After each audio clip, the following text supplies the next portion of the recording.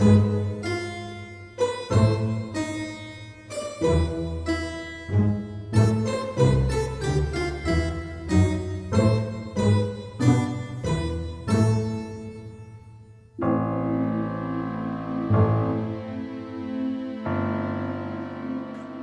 fellow investigators, and welcome to our video podcast, Into the Darkness, where my friends and I will attempt to write a complete scenario for the Call of Cthulhu role-playing game. I'm your host, Tom Rayleigh.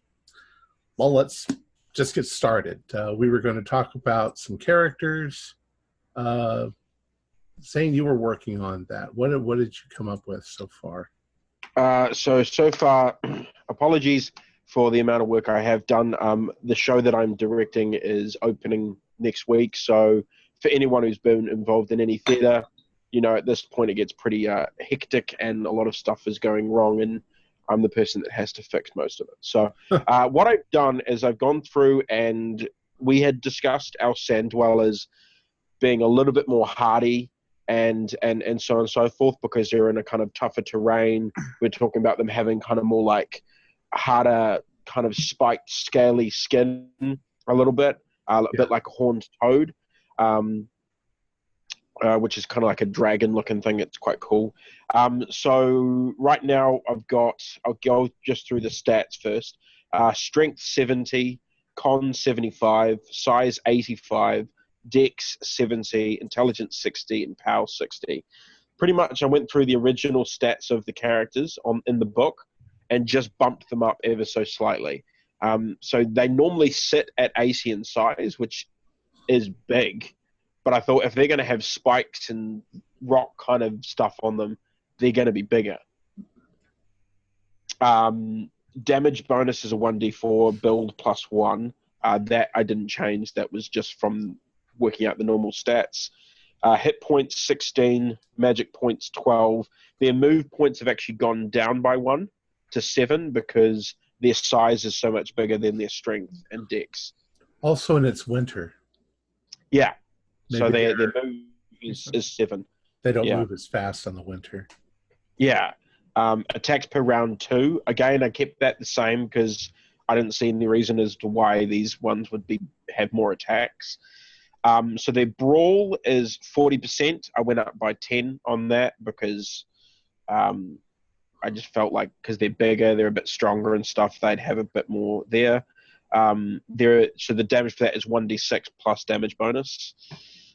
Dodge is 50, so again up by 10% from the original. Their armor, they've got 5 points. Originally they've got 3 points of tough skin, but again with the more scaled, the spikes and stuff, I bumped that up to armor is 5 points instead of 3. Their skills is stealth, which is, I don't think I changed that. I think it was 60 originally. It was either 60 or 50, so I may have bumped it up slightly because the whole idea was that we were saying they kind of blend in with the rock around them and so on and so forth. Listen was the same, 60%, and their spot hidden, again, is the same at 50%.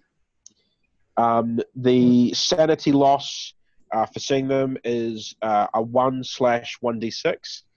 That's for seeing a sand dweller for the characters. So if they see it, if they pass, they lose 1. But if they fail, it's a 1d6. And that isn't changed from what was in the book. Doesn't that seem a little high? I did think it was a bit high, but I thought if that's the original... It's the same number that they have for deep ones. Yeah. 1d6. I guess that's the first time that you see one. Yeah, that's like, you know, first time you've encountered anything like that. And it doesn't. I guess you have a chance of screaming and running away or passing out, or yeah. And then it said special skills, but I don't fully understand this. I wrote it down because it was in the book, but maybe you guys can explain more. Spells, 30% chance of knowing 1d6 spells. Right, there are certain creatures in the books that might know magic. So that's kind of saying, like, because we were talking earlier if they have any, like, mystics or, like, shamans or whatever you want to call them. Yeah. Like, messing with the animals, or I think there's a section that Tyler was writing out where they use You can kind of like trap the investigators as they like get confused Yeah. and all turned around by their magic. So there's a chance that some of them know magic. Okay. So that'll be like the GM will do like a roll on that or something? No, I think actually it would make more sense if you decided what spells they had available to use. Okay.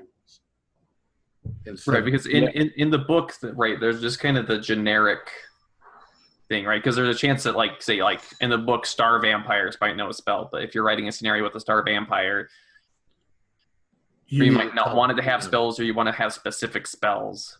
Yeah, I've got the grimoire, so what I might do is go through the grimoire and put some spells that make sense to the scenario and to the characters to give them. Yeah, but that's what I've got so far. So that's the, like, I guess, rock dwellers, for want of a better word. Yeah.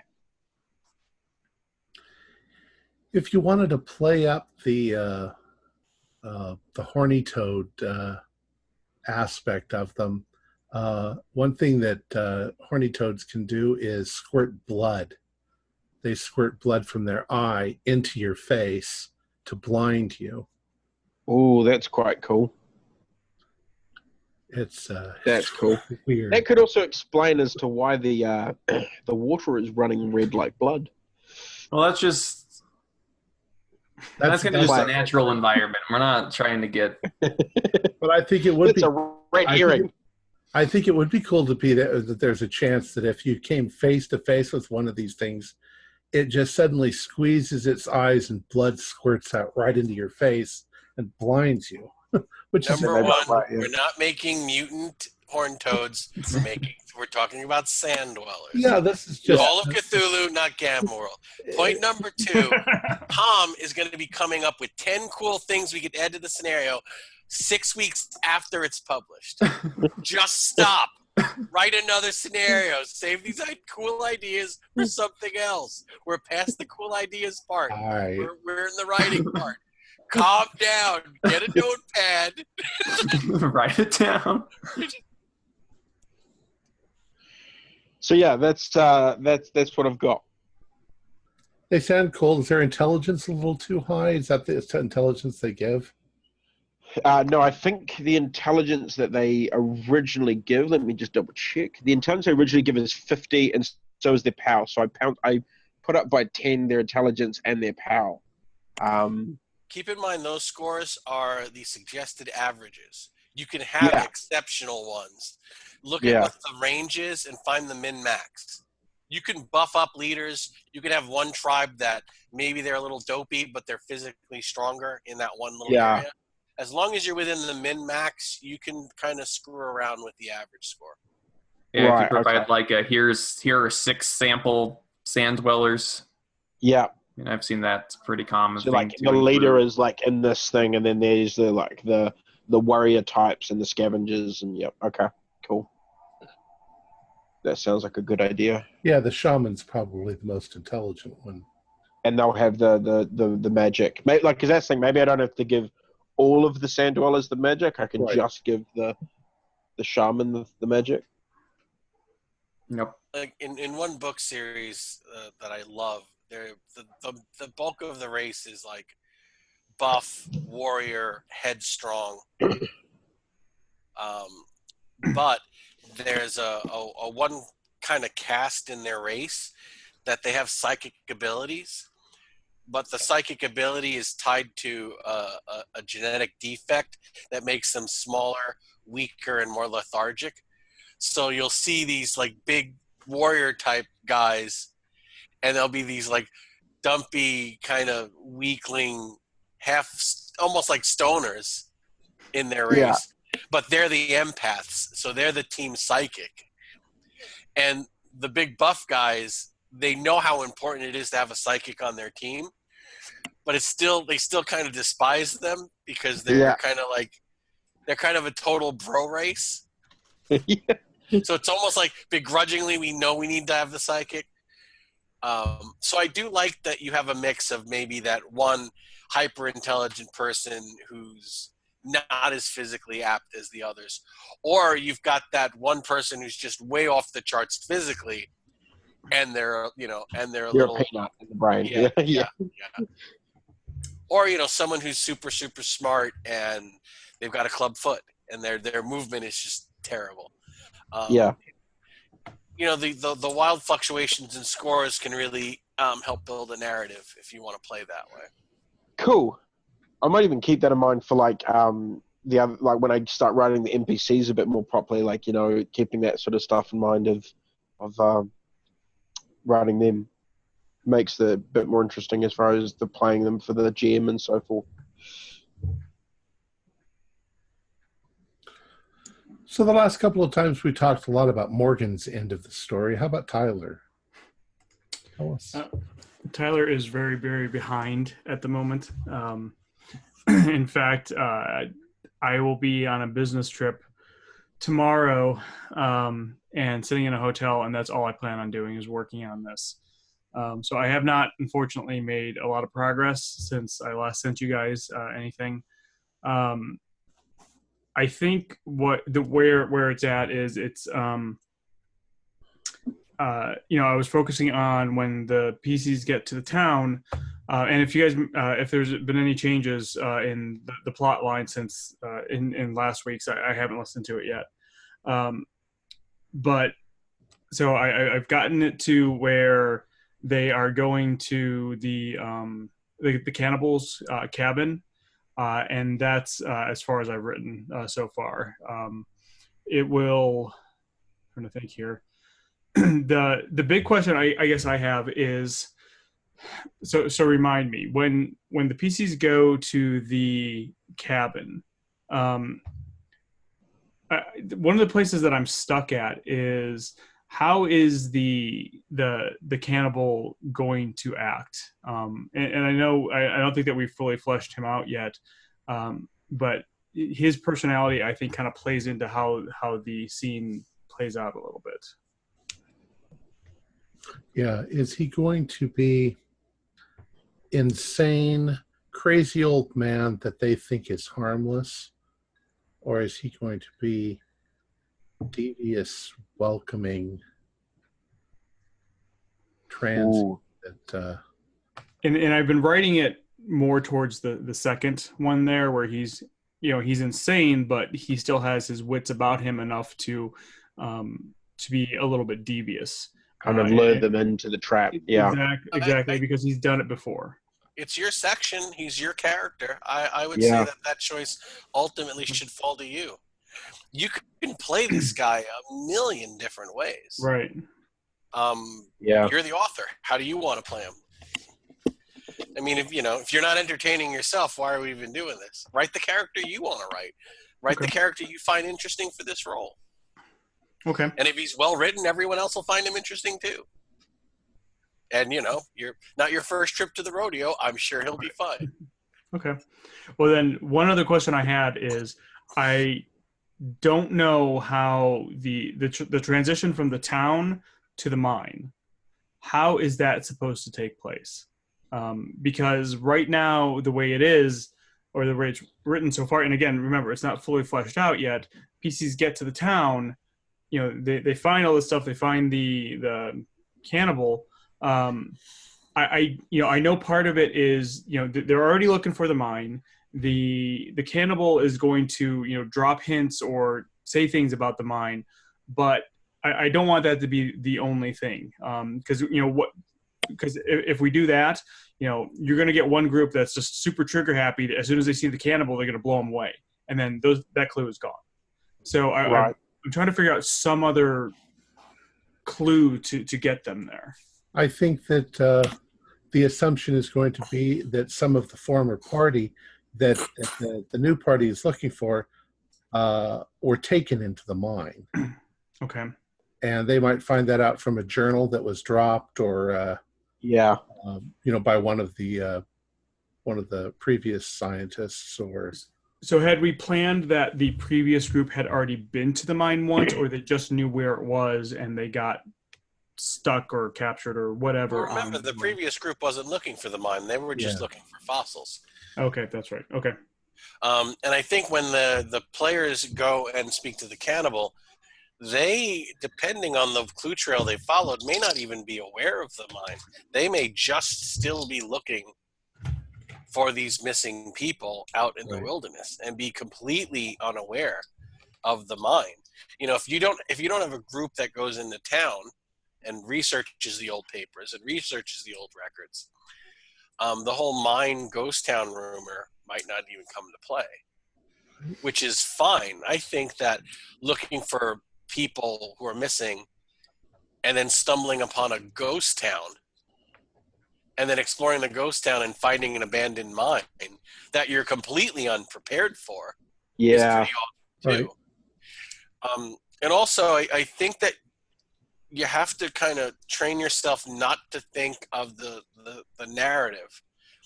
The narrative doesn't belong to the author. The narrative belongs to the player. You have to write possibilities. You have to write information so that a keeper can cover all of the most likely possibilities.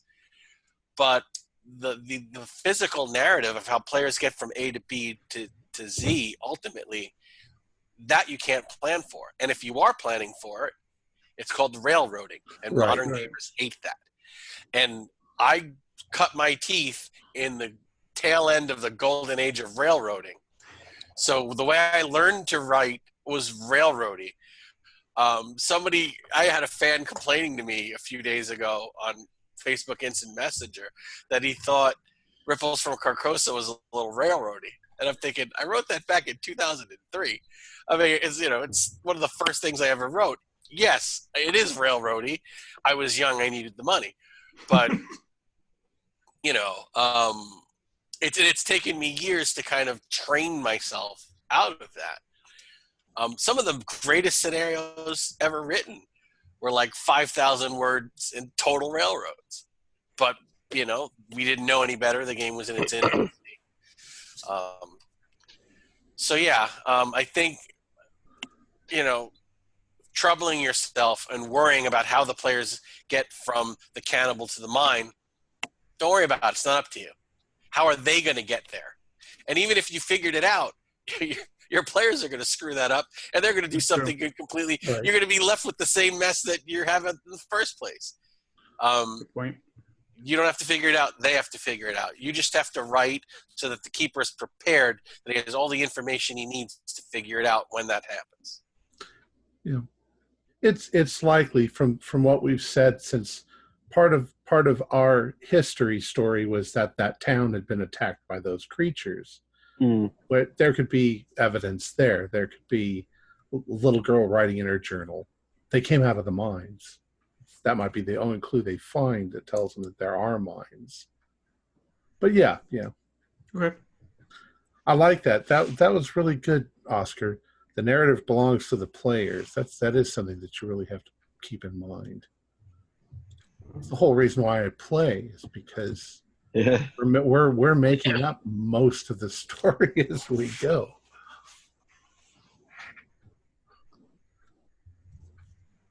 Is there any other issues you guys want to talk about? Morgan? So with the thing last week where we went over through a little editing session, I've gone through and started to add a bit more headers and trying to break up a change to just how I phrase things, and then looking through it again. I have a feeling I'm going to finish it out and then rewrite the whole thing, but I think that will be for the better. But so that's always good. Yeah, so it was very, very helpful. I'm seeing things. One of the things as a graphic designer, but not just graphics, but working in the publishing industry, is at the end we need a complete read through, and it's more for we don't all have to be there for that, but it's more to find grammatical mistakes and spelling errors and stuff like that before we finally submit it. That's where you find all the dumb little mistakes that you've made. Right, and I'm talking a bit beyond that. And then you find the rest of them 2 weeks after it's been published. It's true. That's and you want to shoot yourself. Like, no. I was just eating at a restaurant and I kept noticing that they kept misspelling things, and it was driving me crazy. You know, I found typos in books before, and I'm just like, oh no, somebody somewhere is like, Well, I'll tell you the real secret. The person who writes it should not be the one who looks for errors. Because Yeah. psychologically, they've already decided that it's correct in their minds, and they look right at the error and just go right past it. I've done it 100 times. You have to let somebody else do the editing. right, and that's one good. I'm talking about like just as I'm looking how it's like I've been reading more stuff. I've been looking at more things, and there was parts of the scenario that I hadn't looked at in a while because I kind of wrote past them, and then looking back, I was like, okay, I can see where I could but I want to finish it out before I start getting too deep into that, because otherwise you'll just get stuck in an endless revision loop and you'll never get anything finished. So I want to get it finished out, look at it as a whole, and then go at it again, because That's the way to do it. it's rough. All right. Well, the next time we get together, Jason will be here. We'll hit more characters along the way that are part of the story. Right, filling in more things of like the people in the town that they meet, maybe getting a bit more stuff for even the team that disappears. I mean, a little more about them, so you have more ways to tie the investigators to them in a sense. I think would be good. Cool. And some of that you can leave to the GM to make up, but yeah, totally. the main people need some descriptions. Yeah, no, we'll make sure. Because I know the plan was me and Jace were going to meet up, and on here obviously, and go. We were going to kind of split the characters up a bit and go, okay, you do these guys and you do these guys. We kind of did it the last time, but it's just we've both just been so busy and just not got around to it. Because I know he's doing the old man, but then I was doing a couple of the shopkeepers and so on and so forth like that. So yeah, we'll go through and as you say, I'll go on Doll's house and just try and get some base done and then go from there. Cool. Sweet. All right. If there's nothing else, once again, it's kind of about an 18-minute session, which is just fine. Okay, works. All right, folks. Let's see. How do I usually end this? Where is it? Like, share, and subscribe to our channel. Punch the bell icon for updates on our latest shows. If you'd like to support our show, visit our Patreon account. Just $1 or $2 a month helps us a lot. You can find the link in our description below. I should also say thanks to Morgan, thanks to Oscar, thanks to Tyler, and thanks to Zane for being here tonight. This is Tom Rayleigh, together with all the members of our gaming club, inviting you to journey with us once again into the darkness for another adventure into the universe of H.P. Lovecraft and the Call of Cthulhu role-playing game. Until next time, good luck, good gaming.